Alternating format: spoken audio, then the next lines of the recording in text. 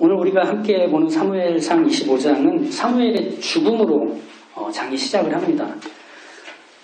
여기서 사무엘의 죽음, 이게 25장의 시작을 여는 첫 소절이 되는 이유는 이 사무엘상이 역사서이기 때문에 역사 속에서 일어난 사건들을 시간 순서로 기술해야 돼서 사무엘이 죽었다라는 얘기를 꺼내놓고 그 다음 얘기를 시간 순서에 따라서 전개하는 것은 아닙니다. 사무엘의 죽음은 사무엘서에서 상당히 크고 중요한 의미가 있습니다. 왜 그런가 하면 사무엘을 떠올려 보시면 됩니다. 우선 사무엘상을 시작할 때 가장 먼저 등장했던 사람을 기억하시죠? 엘가나였습니다. 그리고 엘가나의 아내 한나였습니다. 이 둘은 누구죠? 사무엘의 아버지와 어머니입니다. 그리고 엘리 대제사장, 그리고 그의 두 아들들도 등장합니다. 즉 이런 여러 사람들이 1장과 2장, 3장에서 등장할 때 그것은 하나같이 사무엘이 누구며 그리고 사무엘이 이제 장차 무엇을 하게 될 사람인지에 대한 그 소개를 위해 이 사람들이 등장하는 듯 보였습니다. 그럼 그때가 어떤 때였느냐 하면 사무엘의 등장은 이스라엘의 하나님의 말씀이 희귀하고 그 이상이 좀처럼 드러나지 않던 때였습니다. 말하자면 사무엘은 이스라엘의 암흑기에 등장했던 사람입니다. 근데 어떤 방식으로 등장했느냐면 마치 하나님의 전에 켜져 있는 등불처럼 그 암흑기에 빛을 비춰서 어두움을 밀어내는 것과 같은 역할을 하기 위해 사무엘이 등장을 했던 거죠. 그래서 사무엘의 등장을 통해 어떤 일들이 이스라엘에서 일어났느냐 하면 하나님의 말씀이 이제는 하나도 땅에 떨어지지 않는 새 시대가 열린 겁니다. 그걸 온 이스라엘이 이제 경험하기 시작하는 거죠. 그만큼 사무엘은 이스라엘의 역사에서 사무엘의 시대라고 이름을 붙여도 전혀 어색하지 않을 만큼 그의 역할과 그의 소명의 탁월함은 그 시대를 가득 채우고도 남았습니다. 그런 점에서 사무엘이 죽은 거예요. 한 시대가 끝이 난 거죠. 그러면 이제 그 다음이 무엇인가에 대한 얘기가 오늘 우리가 보게 되는 사무엘상 25장의 얘기가 되는 겁니다. 먼저 사무엘의 죽음에 대해서 온 이스라엘도 충격을 받았지만 사울도 또 다윗도 그 일에 적지 않은 충격을 받은 듯합니다.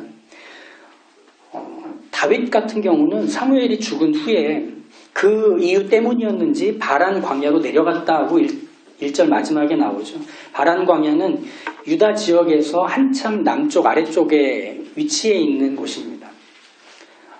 그 아래쪽까지 쭉 다윗이 내려갈 때는 마치 이런 느낌입니다. 무대 밖으로 퇴장하는 배우처럼 그 중심지에서 변방으로 도망치듯 밖으로 내려가는 모습이 그 다윗의 모습과 같습니다. 그만큼 영향을 미치지 않았는가 생각할 수 있습니다. 그리고 나서 2절에 갑자기 분위기가 바뀌면서 새로운 사람이 등장합니다. 나발이죠. 마온에 사는 심히 큰 부자, 유다 지역에서 살고 있는 사람인데 이 큰 부자 나발은 엄청난 부자였다고 소개를 하고 있습니다. 양이 3,000마리. 양이 3,000마리가 어느 정도인지 감이 안 오시죠? 그 당시에는 지폐로 재산이 쌓이는 시대가 아니었잖아요. 실물이 거래되는 시대였기 때문에 양 3,000마리면은 그것 자체가 그 사람의 재력을 보여주는 것과 같은 것이었습니다. 그런데 이 마온에 사는 심히 큰 부자인 나발이 1년 중에 가장 즐거운 날인 양털 깎는 날을 보내게 됩니다. 한 해 동안 잘 키운 이 양의 털을 깎는 이 날은 마치 농부가 농작물을 수확하는 때와 같은 거죠. 3,000마리의 양털을 깎으려면 아마 많은 사람들이 양에 들러붙어서 그 양털을 깎는 장관이었을 것 같아요. 많은 사람들이 양털을 깎으면서 또 한쪽에서는 맛있는 음식들을 차려놓고 먹고 마시면서 웃는 잔치 같은 분위기였을 겁니다. 그때는 누굴 만나도 반갑고 찾아온 사람들을 기꺼이 맞아주는 넉넉함도 있었을 것 같습니다. 이 즐거운 날에 다윗은 나발에게 10명의 소년들을 보냅니다. 그래서 이 갈멜에서 양털을 깎는 이 즐거운 자리에 다윗의 사람들이 찾아가서 다윗의 말을 전하는 거죠. 그게 무엇이었냐면 들에 있을 때 그 나발의 목동들이 들에서 양을 칠 때 그들을 지켜줬던 것에 대한 보답을 해달라는 메시지를 전하기 위해서였습니다. 사실 이런 다윗의 모습은 지금 우리가 생각하기에는 조금 뭐랄까요? 그러니까 위협 같아 보여요. 그러니까 뭐냐면 마치 조폭들이 시장 돌아다니면서 보호비를 받아내는 것과 같은 모습처럼 보이기 때문이죠. 하지만 이후에 나발의 아내인 아비가일에게 나발의 하인 중 한 사람이 찾아가서 다윗이 했던 일에 대해서 이야기할 때의 장면을 본다면 부당하게 보호비를 요구하는 것이 아닌 걸 알 수 있습니다. 15절과 16절을 한번 볼까요? 우리가 들에 있어 그들과 상종할 동안에 그 사람들이 우리를 매우 선대하였으므로 우리가 다치거나 잃은 것이 없었으니 우리가 양을 지키는 동안에 그들이 우리와 함께 있어 밤낮 우리에게 담이 되었습니다. 갈멜에서 양을 치던 그 나발의 목동들을 지켜주고 보호해주는 역할을 해줬던, 그리고 그들에게 어떤 위협을 가해서 무언가를 얻어내려고 하지 않았던 이 다윗과 다윗의 사람들의 모습을 이 하인들은 분명히 기억하고 있었던 겁니다. 그러니까 다윗이 나발의 양털 깎는 날에 10명의 소년들을 보낸 건 위협이라기보다 이 즐거운 날에 함께 먹고 마실 것을 나눠달라는 요청, 그리고 거기에는 이런 의도까지 담기는 거죠. 서로가 호의를 가지고 대하는 사이라는 것을 확인하는 의도가 있는 겁니다. 그러니까 나발의 집안과 다윗이 서로 불편하지 않은 관계라는 것을 확인해보는 시간이 이 양털 깎는 날이었던 거죠. 하지만 나발은 다윗의 요구를 묵살해버립니다. 다윗의 요구가 부당해서도 아니었고 돈이 아까워서도 아니라 그냥 다윗 자체를 무시하기 위한 의도였습니다. 그래서 10절과 11절에 이렇게 나발이 말을 하죠. 다윗은 누구며 이새의 아들은 누구냐? 요즘에 각기 주인에게서 억지로 떠나는 종이 많도다. 내가 어찌 내 떡과 물과 내 양털 깎는 자를 위하여 잡은 고기를 가져다가 어디서 왔는지도 알지도 못하는 자들에게 주겠느냐? 그러니까 무시하는 거죠. 이것에 대해서 다윗이 분노합니다. 그래서 600명 중에 400명을 무장하게 해서 나발과 그 집안을 치기 위해 달려 올라갑니다. 다윗은 이제 자신을 모욕한 이 나발과 그 집안 남자들을 없애려고 작정을 한 거죠. 그럼 다윗이 느낀 이 모욕은 뭘까요? 그래서 칼을 차고 그 집안을 다 죽이려고 하는 그 정도의 이 분노는 어디서 온 걸까요? 먼저 생각해 볼 수 있는 건 다윗은 현재 많은 무리를 이끌고 있는 우두머리입니다. 그러면 우두머리로서 해야 되는 일은 자기를 따르는 자들의 안전과 생존을 책임지는 거죠. 지금 다윗의 무리들은 칼은 있지만 농기구는 없습니다. 말은 있지만 소는 없습니다. 그저 도망자 무리일 뿐입니다. 그러니 이들에게 있어서 필요한 건 호의적인 사람들과의 관계, 또 그들을 통해 받을 수 있는 도움이죠. 다윗이 모욕감을 느낀 것은 자신과 자신의 무리의 생존을 하찮게 여긴 것에 대한 분노였어요. 거기서 모욕감을 느낀 거죠. 그런데 우리가 여기서 놓치지 말아야 되는 것은 다윗이 주인공이기 때문에 그런 분노를 가져도 괜찮다라고 우리가 면죄부를 줄 수 있는 이유는 여기 없습니다. 아무리 그럴듯한 명분을 가졌다고 해도, 설령 그게 옳은 일처럼 보인다고 해도 지금 다윗은 사울과 다름없는 모습일 뿐입니다. 아히멜렉과 놉 땅의 제사장 85명, 그리고 그 놉 성읍에 있는 남녀, 어린아이, 그곳에 있는 가축까지 모조리 다 죽여버렸던 사울과 다윗의 모습이 뭐가 다를까요? 사울도 명분이 분명했습니다. 이스라엘의 왕위를 위협하고 반란 분위기를 조성하는 다윗을 돕는 아히멜렉, 그리고 그 집안 분명히 징계를 내려야 하고 다시는 그런 일이 없도록 막아야 한다는 명분이 사울에게는 있었습니다. 그러니 칼을 들 수 있었죠. 지금 다윗도 마찬가지입니다. 자신을 따르는 이 공동체의 무리들을 지켜야 하고 그들의 생존을 책임져야 하기 때문에 나발의 그 무시에 대해서 그냥 넘어갈 수 없는 겁니다. 즉 다윗의 칼과 사울의 칼은 다르지 않습니다. 다윗이 나발을 죽이려고 칼을 들었을 때 지금 다윗은 두 번째 사울이 될 상황에 놓이게 된 겁니다. 그때 하나님은 다윗이 두 번째 사울이 되지 않도록 지키십니다. 마치 셀라하만 곳에서 다윗과 그의 무리들을 하나님이 지키시기 위해서 블레셋을 이스라엘에 넘기시던 때와 같이 지금도 하나님은 이미 준비하신 한 사람을 통해 다윗을 붙드십니다. 그게 누구죠? 아비가일이었습니다. 다윗의 소년들이 나발에게 모욕을 당했다는 걸 하인 중 하나가 아비가일에게 고합니다. 아비가일은 나발의 아내죠. 이 하인은 다윗과 그의 사람들이 갈멜에서 자신들을 많은 위협으로부터 지켰고 그리고 울타리와 담처럼 보호해줬던 것을 이야기해 줍니다. 그래서 이 말을 들은 아비가일은 급히 떡 200덩이, 포도주 2가죽 부대, 양 요리 5마리, 볶은 곡식 5세아, 건포도 100송이, 무화과 뭉치 200개 이걸 나귀에 싣고 다윗을 향해 떠납니다.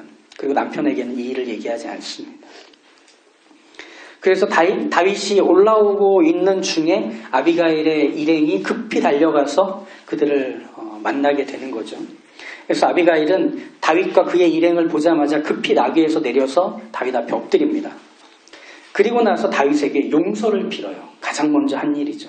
24절과 25절을 보시면 내 주여 원하건대 이 죄악을 나 곧 내게로 돌리시고 여종에게 주의 귀에 말하게 하시고 이 여종의 말을 들으소서. 원하옵나니 내 주는 이 불량한 사람 나발을 개의치 마옵소서. 그의 이름이 그에게 적당하니 그의 이름이 나발이라. 그는 미련한 자니이다. 여종은 내 주께서 보내신 소년들을 보지 못하였나이다.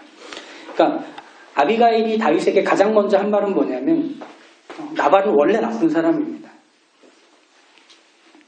그러니 당신이 화나는 건 너무 당연합니다. 그리고 자기라도 당신이 보낸 사람들을 잘 맞았어야 했는데 그러지 못해서 당신이 이렇게 칼을 빼게 되었습니다. 죄송합니다. 이렇게 용서를 비는 거죠. 이 용서가 다윗에게서 어떤 효과를 일으켰느냐면 그의 감정적인 분노를 누그러뜨리고 생각하게 만들기 시작했습니다.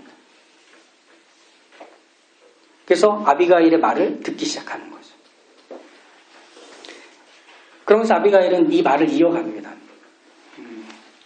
그 이어가는 내용이 26절부터 나오게 되는데 26절을 먼저 보시면 내 주여 여호와께서 살아계심을 두고 맹세하노니 내 주도 살아계시거니와 내 주의 손으로 피를 흘려 친히 보복하시는 일을 여호와께서 막으셨으니 내 주의 원수들과 내 주를 해하려 하는 자들은 나발과 같이 되기를 원하나이다. 이렇게 얘기하죠. 이 아비가일의 말에서 가장 핵심이며 중요한 것은 무엇이었냐면 다윗에게 하나님을 떠올리게 한 겁니다. 지금 다윗에게 있어서는 나발과 그 집안의 남자들을 죽이는 것밖에 없습니다. 근데 거기서 다윗에게 하나님을 떠올리게 하는 거죠. 그리고 다윗으로 하여금 하나님과 함께 했을 때에 대한 기억들을 상기시켰을 겁니다. 그리고 사울을 죽이지 않던 때를 당연히 떠올리게도 했을 겁니다. 아비가일이 다윗이 사울을 죽이지 않은 사건을 알았던 모르던 이건 상관이 없습니다. 왜냐하면 아비가일은 하나님이 어떤 분인지 알고 있기 때문이죠. 아비가일이 알고 있는 하나님은 어떤 분이시냐? 하나님의 사람을 그들의 원수로부터 지키시는 하나님, 그리고 그 원수들을 판결하셔서 하나님이 직접 집행하시는 하나님이심을 아비가일은 알고 있었습니다. 그래서 아비가일은 하나님의 사람인 다윗에게 하나님이 어떤 일들을 하셨는지 그리고 앞으로 하실지를 마치 예언하듯 얘기를 해주는 게 28절과 29절의 내용입니다. 한번 보시죠. 여호와께서 반드시 내 주를 위하여 든든한 집을 세우시리니 이는 내 주께서 여호와의 싸움을 싸우시며 내 주의 일생에 내 주에게서 악한 일을 찾을 수 없음이니이다. 사람이 일어나서 내 주를 쫓아 내 주의 생명을 찾을지라도 내 주의 생명은 내 주의 하나님 여호와와 함께 생명싸개 속에 쌓였을 것이요 내 주의 원수들의 생명은 물매로 던지듯 여호와께서 그것을 던지시리이다. 다윗은 아비가일의 입을 통해서 자신이 사울을 죽이지 않았던 이유를 듣고 있습니다. 다윗이 굴 속에서 사울을 죽이지 않았던 건 다윗이 칼을 들어 죽여야 할 원수가 사울이 아니라 블레셋이었기 때문입니다. 즉 여기서 아비가일이 말하고 있는 여호와의 싸움이라는 것은 뭐냐면 이스라엘의 지도자요 기름 부음 받은 자로서 사울에게 칼을 겨눠야 하는 것이 자기의 역할이 아니라 이스라엘의 원수인 블레셋에게 칼을 겨눠 그들과 싸워 이기는 것. 그래서 이스라엘을 구원하는 게 자기의 역할이며 그것이 여호와의 싸움이라는 것을 다윗이 알고 있는 겁니다. 그러니 사울을 죽이지 않았던 거죠. 근데 다윗이 누군가에게 위협을 당하고 누군가로부터 모욕을 당할 때 그건 어떻게 해결해야 되느냐? 아비가일의 말처럼 그걸 네 싸움으로 만들지 마라. 그건 하나님이 직접 판단하시고 해결하신다. 너는 하나님이 너에게 맡겨주신 그 역할과 사명을 감당하여 여호와의 싸움을 행하면 될 뿐이다. 이렇게 얘기를 해주는 겁니다. 너 전에도 그렇게 했잖아. 그러면서 아비가일이 다윗의 마음의 분노를 한 번에 누그러뜨리는 하나님과 함께했던 기억을 떠올리는 아주 특별한 묘사를 해줍니다. 생명싸개죠. 마치 하나님의 허리에 차놓은 주머니 안에 담긴 보물이 너 바로 다윗이야 라고 말해주는 겁니다. 원수들은 물매에 쌓여 밖으로 던져지지만 다윗은 하나님의 품속에 더욱 쌓여서 안전하고 평온하게 돌봄을 받은 채로 넌 지금까지 왔잖아 라는 것을 아비가일의 입을 통해서 다윗이 듣고 있는 겁니다. 하나님이 자기의 삶을 어떻게 다루셨었는가 이거죠. 즉 아비가일이 하는 이 말들은 하나같이 다윗이 분노로 인해 다윗다움을 잃고 마치 방황하는 칼날처럼 여기저기를 휘두르면서 난도질을 하는 그 일이 일어나기 직전에 하나님의 손길같이 다윗을 붙들어주는 이게 아비가일이 했던 말들의 결과였습니다.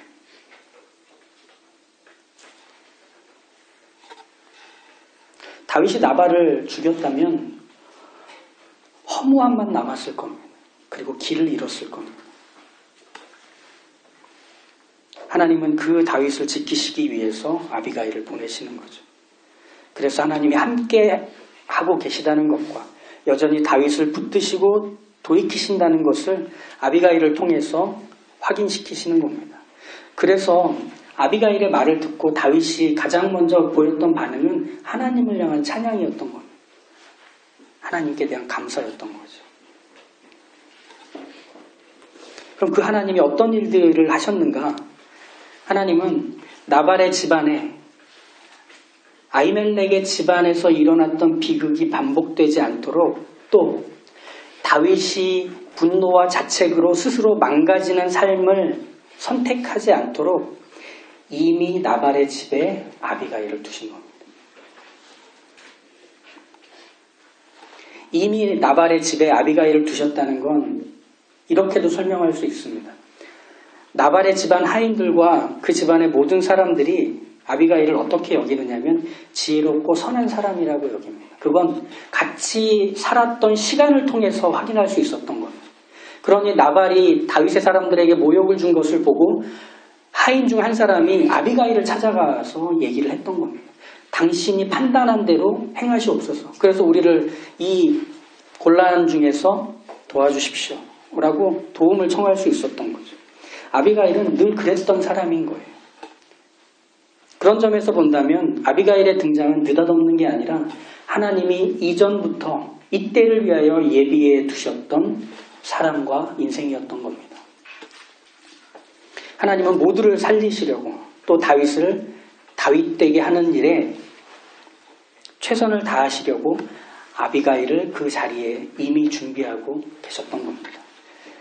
그러니 다윗은 아비가일의 말과 행동에 담긴 하나님의 의도, 그분이 해오신 일들에 대한 찬송을 할 수밖에 없는 겁니다. 하나님은 그런 분이시구나. 그게 32절과 33절의 내용인 거죠. 오늘 너를 보내어 나를 영접하게 하신 이스라엘의 하나님 여호와를 찬송할지어다. 또 내 지혜를 칭찬할지며 또 내게 복이 있을지로다. 오늘 내가 피를 흘릴 것과 친히 복수하는 것을 내가 막았느니라. 하나님이 이미 준비하셔서 일을 하셨다는 거죠. 우리 전에 에베소서 할 때 기억하실 겁니다. 지혜는 생명을 살리고 지키는 것. 그래서 우리 박재희 집사님 생각나네요. 박생명 집사님이라고 했었죠. 아비가일에게서 그 모습을 보는 겁니다. 그가 생명을 살리는 것, 생명을 보존하는 겁니다. 이렇게 25장 내용이 상당히 길잖아요. 근데 이 내용에서 가장 핵심이 되는 무게의 중심추가 어디에 가 있느냐면 아비가일이 다윗에게 하는 말에 중심추가 가 있습니다. 찾아보니까 사무엘 상에서 이렇게 길게 한 사람이 누군가에게 얘기하고 있는 장면은 참 드뭅니다. 한나가 노래했던 게 거의 이제 한 장의 3분의 2 정도를 차지했었고요. 사무엘이 이스라엘 백성들에게 그 왕의 제도를 소개하는 장면들도 제법 길었지만 한 사람이 다른 사람에게 이렇게 길게 얘기하는 것을 충실하게 실어둔 것은 아비가일의 말이 특별할 정도로 도드라집니다. 그러면 이 아비가일이 한 말에 담긴 내용이 그만큼 무게가 있다는 얘기겠죠. 그럼 어떤 무게를 여기에 담고 있는가? 그것은 사울의 죽음과 연관이 됩니다. 우리가 처음에 25장을 시작하며 사울의 죽음이 중요하다는 말을 했었죠. 사무엘이 죽은 후에 사무엘의 부재는 이스라엘과 다윗, 심지어는 사울에게까지 큰 영향을 미칩니다. 저희가 나중에 보겠지만 사울은 죽은 사무엘을 소환해서 그의 말을 듣고 싶어 할 정도로 사무엘의 부재는 이스라엘에게 참 큰 것이었습니다. 하나님의 살아계심과 하나님이 함께 하신다는 것을 전해주고 확인시켜주는 하나님의 사람이 없다는 사실 때문이죠. 그렇다면 사무엘 같은 그런 탁월한 하나님의 사람이 없다고 할 때 하나님의 일은 중단되는 걸까요?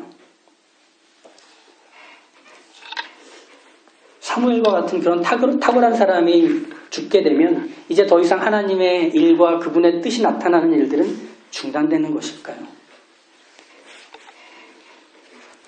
저희가 앞서 말했던 대로 사무엘 시대는 광야 시대에 버금갈 정도로 하나님의 말씀과 그의 살아계심을 이스라엘 백성들이 확인했던 정말 말 그대로 찬란했던 시대였습니다. 사무엘을 통해 하나님의 뜻을 듣기 때문이죠. 하나님이 하시는 말씀을 그들이 받을 수 있었기 때문이죠. 그러니 당대의 이스라엘은 이전 사사시대와는 비교할 수 없을 정도로 하나님의 뜻과 말씀과 그분이 함께 하신다는 것을 영광스럽게 특별하게 맛보며 유익을 누렸던 시대입니다. 그러면 사무엘이 죽고 나면 다시 이전으로 복귀하는 것이냐? 하나님의 말씀이 다시 희귀해지고 그의 이상이 흔히 보이지 않던 때로 돌아가는 듯 이스라엘은 생각할 수 있었습니다. 왜? 사무엘이 그 일을 해줬기 때문에. 하나님의 말씀이 하나도 땅에 떨어지지 않는 것을 사무엘과 함께 있을 때 이스라엘은 경험했기 때문에 이제 그 이전 시대로 돌아가는 듯 생각할 수 있었다는 겁니다. 당연히 그러겠죠. 하지만 하나님의 전의 등불은 여전히 꺼지지 않았습니다. 이게 무슨 말일까요? 사무엘이라는 하나님의 사람의 등장은 하나님이 이스라엘의 왕이시며 자비하신 아버지가 되시는 하나님이라는 것을 이스라엘에게 계속 보여주고 알려줬습니다. 그럼 사무엘의 부재는 그가 살아있는 동안에 했던 일들이 이제 본격적으로 열매를 피워 올려서 그 열매를 확인하는 시대가 이제 도래하게 되었다는 뜻입니다. 즉 사무엘은 하나님이 여전히 이스라엘의 하나님이 되어주신다는 것을 그가 살았을 때 등불이며 나팔처럼 소개했다면 이제 그의 죽음을 통해 하나님이 이 다음에 하나님의 사람들을 예비하셔서 그 새로운 시대가 열리는 일에 하나님이 예비하신 사람들이 등장하여 그 다음 시대를 열고 있다는 것을 보이는 게 사무엘의 죽음과 이어진 사건이 되는 겁니다.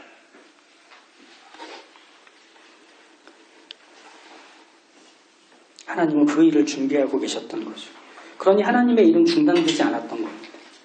원수 블레셋으로부터 지키시고 그들의 신에 굴복되지 않으시고 상천하지의 유일하시며 참되신 하나님이심을 하나님은 언제나 모든 시대에 보이십니다. 그걸 사무엘이 있을 동안은 사무엘을 통해서 보이셨다가 이제 사무엘이 살아있는 동안 뿌렸던 씨앗을 통해 이제 그 다음 시대에 보이기 시작하십니다. 그게 누구죠? 다윗이죠. 요나단이죠. 아비가일이죠. 그래서 사무엘의 죽음은 말하자면 하나님께서 사무엘을 통해 이루실 모든 것을 완성하셨다는 의미이고 이제 다윗과 요나단과 아비가일 같은 예비하신 사람들을 통해 하나님의 그 이루실 일들을 그 인생을 통해 드러내시겠다는 것이기도 하다는 겁니다.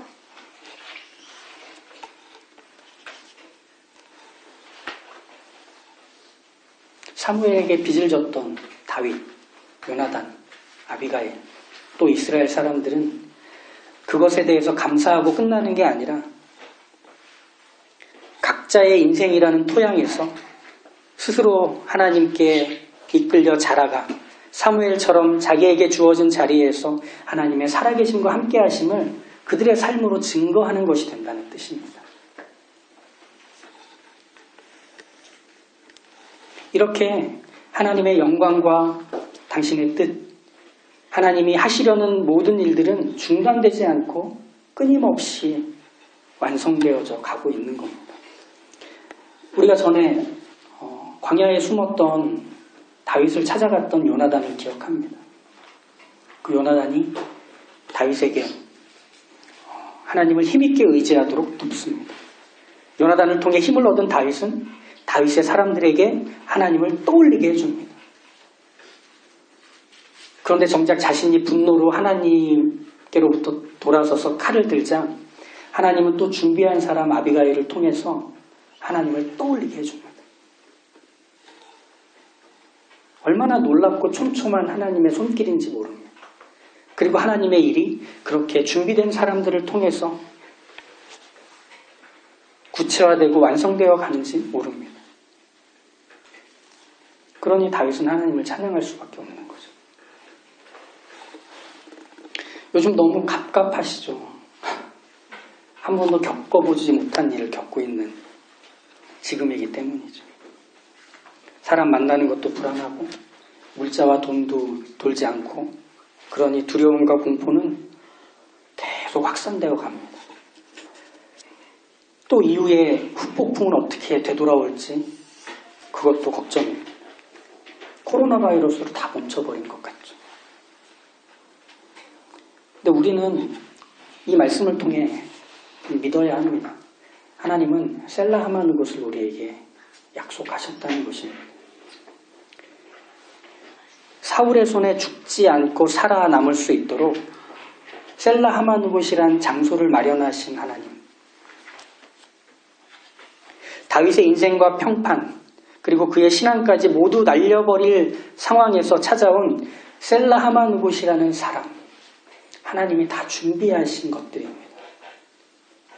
하나님께서는 우리 인생에서 철저하고 꼼꼼하게 당신의 뜻과 계획을 이뤄가십니다. 때로는 그게 지는 것 같고 때로는 그게 산산이 부셔지는 것처럼 보이는 현실이 우리의 눈앞에 펼쳐질 듯 보이지만 하나님은 예비하신 것으로 그 다음에 길을 내시고 우리를 데려가십니다.